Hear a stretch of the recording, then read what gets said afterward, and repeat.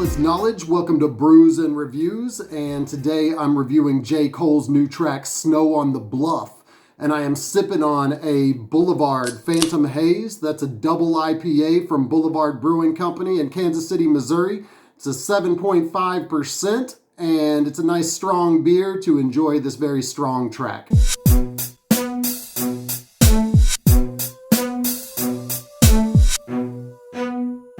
You know the status that J. Cole has reached in hip-hop and the echelon that he's on when it's a momentous occasion when he drops anything, be it an album, a tweet, or in this case, a song. This week, everybody stopped everything they were doing. They put RTJ4 on pause, they put Alfredo on pause, and they listened to Snow on the Bluff to see what J. Cole had to say. Because we knew that J. Cole felt so strongly about something that he had to drop this 3-minute and 55-second statement as a loosey. The track starts off with some nice airiness in the beat, lots of open reverb with some breathy voiced chorus samples and some beautiful guitars. And this reminds me right off the bat how good of a producer J. Cole is. And I think he's a little bit underrated as a producer. That may seem strange to say because there's plenty of underground producers that aren't getting their due out there. But as popular as J. Cole is as a rapper, he's not mentioned as much in the conversation as the top producers. And when you listen to instrumentals like this, it's just really evident that he should be in that conversation. From the style the beat introduces from the very beginning, you know that this is going to be heavy subject matter. You know that this is going to be lyrically poignant.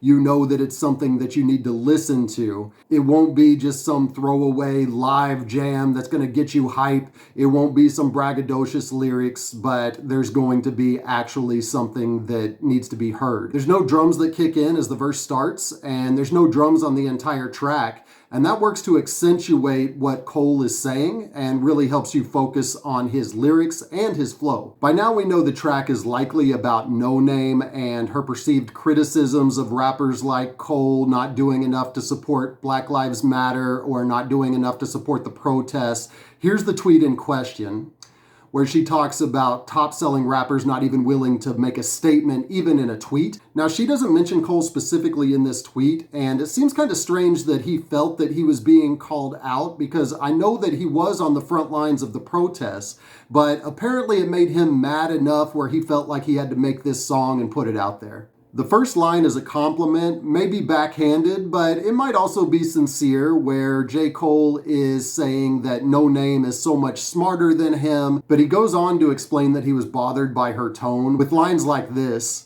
"She mad at the celebrities, low-key, I be thinking she talking about me. Now, I ain't no dummy to think I'm above criticism, so when I see something that's valid, I listen, but shit, it's something about the queen tone that's bothering me." He goes on to say that he feels she had a privileged upbringing where she was more educated in woke culture or conscious matters, and that she should use that knowledge to enlighten the rappers that are out there rather than criticizing them.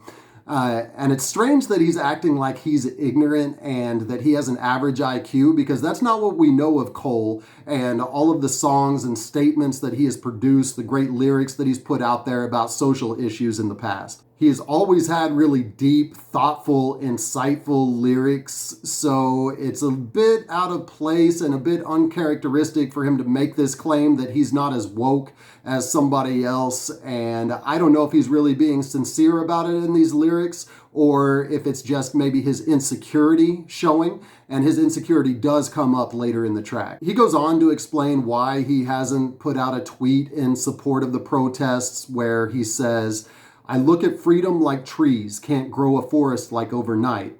Hit the ghetto and slowly start planting your seeds. Fuck is the point of you preaching your message to those that already believe what you believe.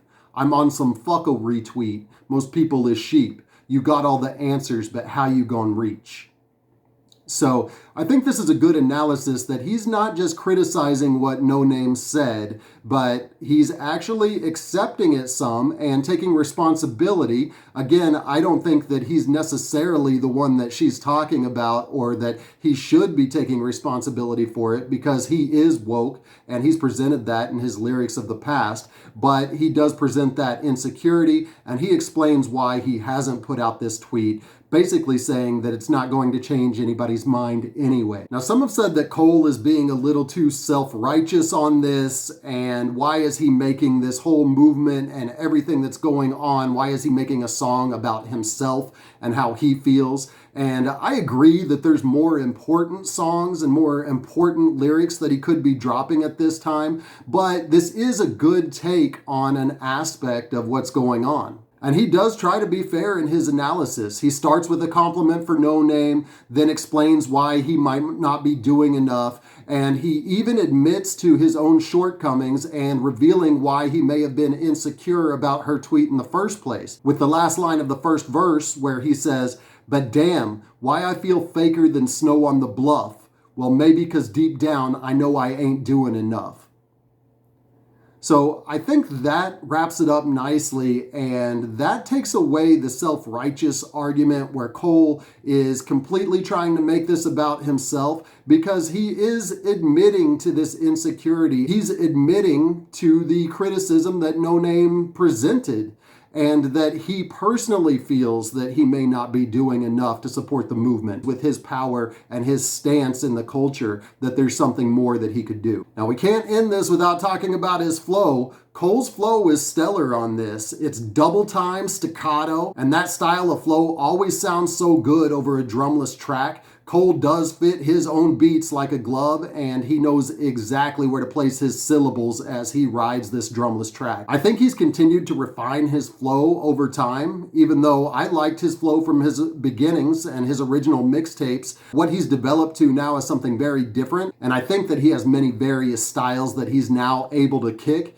with his mature experience in the rap game. Lyrics aside, aesthetically, this song works. Between his flow and the atmospheric music, you can get just sucked into this track. Although the very end is a little bit awkward, I do like the idea of singing on a song like this, and the bridge is actually effective in the tone that he presents there, but then the outro is a little rough. He's singing in a higher pitch than we're used to him singing. He's also got a lot of effects on his voice that we're not used to hearing, and we know that he can sing. I mean, there's songs like Apparently and Kevin's Heart, just to name a few. So this outro doesn't really make sense why he was reaching a bit and why he was covering up his good harmonizing that we know he can do. And I would have rather had an outro if he was going to sing. Make it something like those other songs. Overall, it's always nice to hear a Cole track. You always know it's going to be something interesting, whether you like it or not. It's something that you need to listen to. He's getting a lot of criticism for this, but I think it's a good statement, and he's entitled to his own personal view.